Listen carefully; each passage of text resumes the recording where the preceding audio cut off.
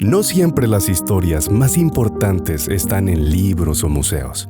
También viven en una cocina con olor a café, en la sala de una abuela o en una conversación familiar. Allí sobreviven remedios, agüeros y costumbres que marcaron la vida de muchas familias cucuteñas.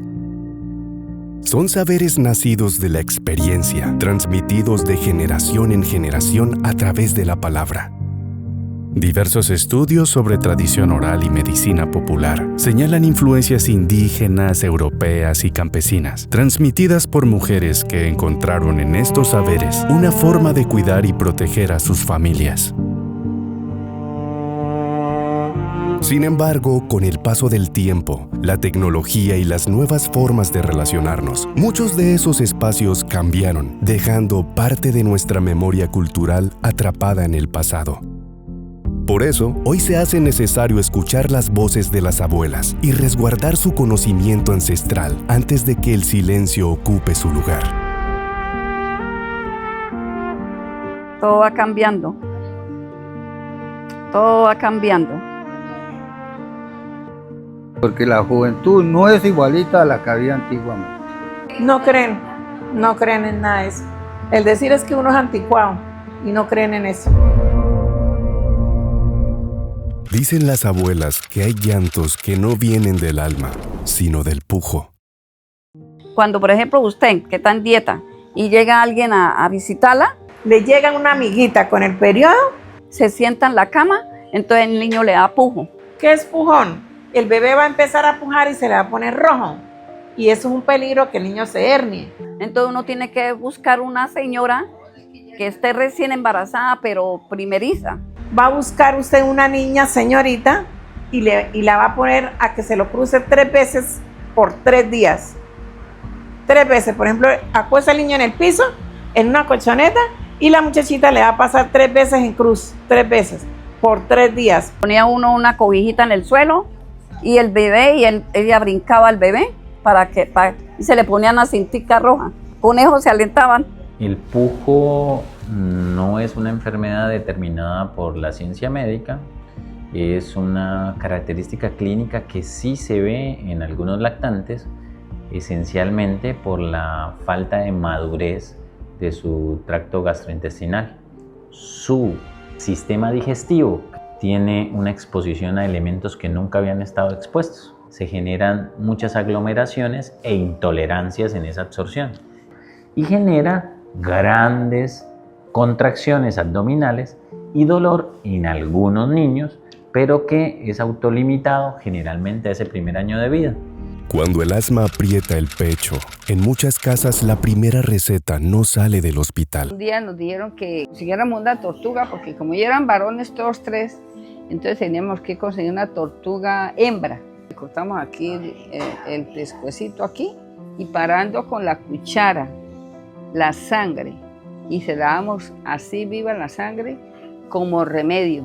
Y después la arreglamos como un pollo a la tortuga y le hicimos una sopa. Y eso les hizo muchísimo porque ellos sufrían muchísimo. Ellos sufrían muchísimo del asma, de la gripa, y eso les hizo muchísimo ese remedio. El asma es una enfermedad crónica que puede cursar en cualquier etapa de la vida, inclusive hay una clasificación. Eso da un cuadro severo de dificultad respiratoria que conlleva, inclusive en algunos casos, a un riesgo alto de muerte. En la creencia popular existen muchísimas herramientas que se han aplicado, sopas o algún otro tipo de ingestas alimentarias. La verdad que esa hiperreactividad bronquial, en la medida que va madurando el individuo, va siendo menos susceptible a esa exacerbación. Y entonces el paciente, durante su edad adulta, generalmente no vuelve a presentar ese cuadro, y se asocia mucho a que ese remedio casero o esa creencia surtió un efecto sobre el individuo. Hay quienes todavía miran al peluquero antes de mirar las tijeras. Yo a mi nieta, desde que nació, mejor dicho, nadie le ha puesto la mano en el cabello de ella. Y siempre se lo corto yo y ella tiene buen cabello. Y a las personas que yo le he cortado también. Pero lo recomendado para un peluquero, para una persona que vaya donde un peluquero, es que vea el peluquero con bastante cabello. Si no tiene, no le pongan la cabeza. Si le dañan el pelo y no les crece. Remedios caseros, habían muchos remedios caseros. Por lo menos la chocolate es muy buena para las defensas. Incluso hasta yo la he tomado. También la he formulado para los niños cuando están, que esa fiebre muchas veces no se baja la fiebre, es porque las defensas están bajas y eso regula. En algunas casas las salas no siempre traen viento, a veces traen noticias. De los abuelos, que me acuerdo de que llegaba la quinchita y que llegaba visita, ¿no? Que iba a llegar visita y una mariposa que se iba a morir alguien. Y cuando la visita se alarga demasiado, siempre aparece algo detrás de la puerta. Otro abuelo que teníamos era que cuando llegaba así gente, para nosotros, para que se fueran rápido, nos poníamos una escoba parada atrás de la puerta, parada. Ese era otro abuelo que había. No, mire, yo tengo un agüero que es verídico, lo pueden hacer. Mejor que la escoba. En la escoba yo no creo.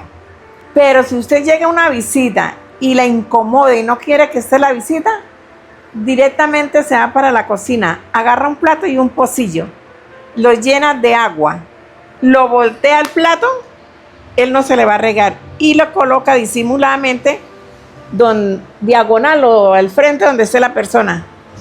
Que la persona no se dé cuenta, claro está. Y más o menos 20 a 30 minutos la persona se le va.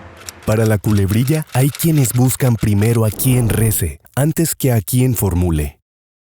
Cuando comencé yo en la iglesia aquí de San Francisco, ahí a trabajar, y de ahí fue donde me vino, como hablándome como el Espíritu Santo, porque yo estaba ese día lo más tranquilo cuando sentí algo que me bajó como una cosa, una alegría, como un placer muy bonito. La culebrilla los médicos no la curan. La culebrilla la cura un rezandero. Tiene que rezarla. La mal llamada culebrilla. Es una entidad que produce muchísimo dolor a nivel de la costilla, que produce muchas pústulas y zona de irritación. Lo que más declara en el término del concepto habitual es que si la culebrilla se juntan las dos puntas, la persona se muere.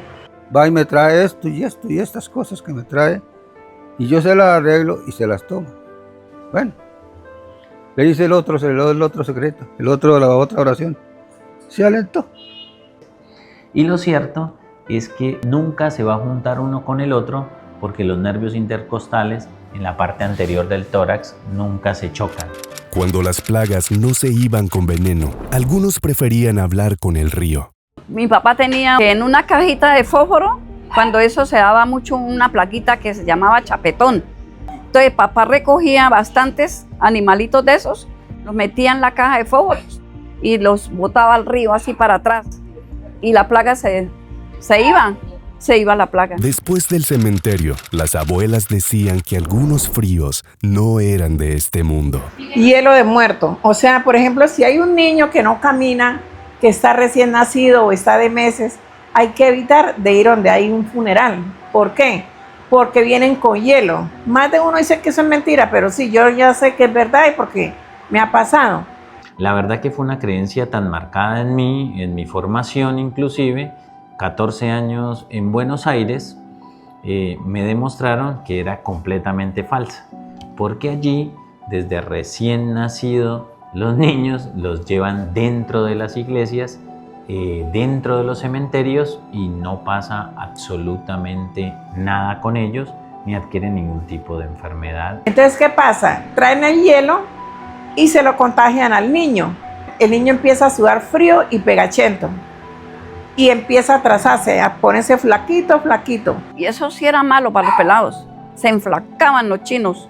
Bien flaquitos se ponían ellos. Y ponía uno a hacer remedios, porque eso era con puro remedio casero. Y ensuciar fétido. Entonces ya usted se da cuenta que el niño no está normal. ¿Qué hay que hacer?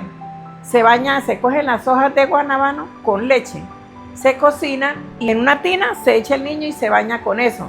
Por 9 días se abriga. No se puede bañar con agua común y corriente, se deja así por 9 días, le hacen el baño, lo acuestan. Antes de cargar al recién nacido, en muchas casas primero se brindaba por la buena energía. mezclaban el aguardiente con miel. Y eso le daban a las visitas, cuando llegaban a visitar a las mamás que tenían niños, uno les brindaba tantico miel con aguardiente, y que eran los miaditos de los niños. Eso. Entonces eso eran tradiciones de ellos. Y eso pues uno también lo aprendió. Hay miradas que acarician y otras que, según las abuelas, apagan la alegría de un niño. Cuando yo estaba criando el primer hijo, tenía a Leonardo como 8 meses. Y la señora enseguida era blanca de ojos rayados, pero como ella me quería a mí, lo llevó para la casa de ella. Y nos vinimos como a las 5 de la tarde. El niño llore y llore y llore y llore, pero el marido mío sí creía en el mal de ojo. Buscó un viejito por allá y vino, dijo, señor, si no me hubieran buscado hoy, mañana no había amanecido el niño. Pues cuando los niños estaban así como con diarrea, entonces los llevábamos allá a que los secreteara, que para mal de ojo. Les rezaban y la viejita como que le echaba un aceitico así como por aquí en el estómago, por ahí. Porque hay varias clases de mal de ojos. Primero, pues el mal de ojo negro comienza con una fiebre intensa de las rodillas para arriba, que no se calma con nada.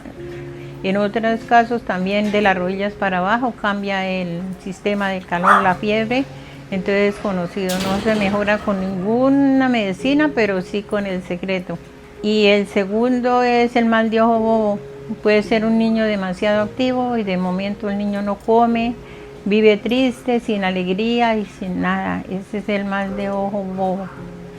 Y el tercero es una incomodidad, que el niño es inquieto, no se aguanta ni en los brazos ni de ninguna forma. Ese es otro mal de ojo que también es bastante perjudicial. Eso ya como que se ha perdido, como que ya no, porque las viejitas esas eran las que secreteaban, entonces ya se murieron, entonces ya como que ya... Entonces el niño no está quieto, el niño le va a echar una Santa Cruz por el lado, por el otro lado. Entonces el niño no está quieto porque no quiere a lo que no quiere. Entonces al momento que usted le comience a hacer eso, el niño se le quita la cosa, se le quita el mal ese y ya queda más tranquilito. No me den gracias a mí, denle gracias a la Santísima Trinidad, que ella es la que los cura. Para el Orzuelo, había quienes no buscaban medicina, sino tierra donde enterrarlo. Lo del orzuelo era porque yo trabajaba en el mercado y una vez me salieron orzuelos y yo no fui. Entonces me dijeron los clientes, venga, esto negra, ¿usted por qué no ha venido estos días? Y yo le conté, pero usted sí es boba, ¿no? Siendo que eso tiene remedio. Y yo le dije, ¿cuál es el remedio? Si le sale en el ojo derecho, con la mano izquierda se va a agarrar el orzuelo y va a hacer un huequito en la parte de atrás en la tierra.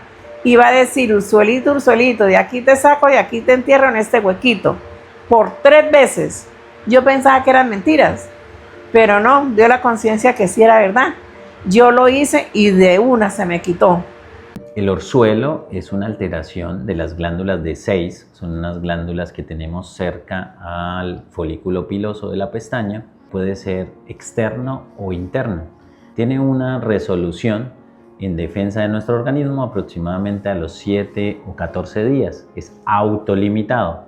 Lo cierto es que como patología autolimitada, ella siempre tiende a la curación.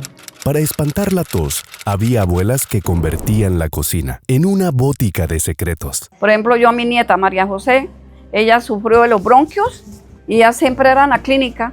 Y un día una señora y me dijo, dele esto a su nieta, haga el jugo de naranja, lo pone a hervir con un pedazo de panela, un cuarto de panela, lo pone a hervir con 3 hojitas de eucalipto, ahora que me acordé, con 3 hojas de eucalipto. Entonces uno lo ponía a mermar y hasta que ya quedara poquito, quedaba espesito, y uno ya lo sacaba, y entonces cuando ya estaba frío uno le echaba la cantidad de miel de abeja que uno quisiera. Y quedaba un jarabe. En muchas casas, si no sabían qué tenía alguien, igual le mandaban ajenjo. En el sentido mío, y le tengo mucho conocimiento, es por lo menos cuando una persona está sufriendo de amibiasis, uno utiliza mucho el agua del ajenjo. Las 3 agüitas antes de desayuno para aplanar eso.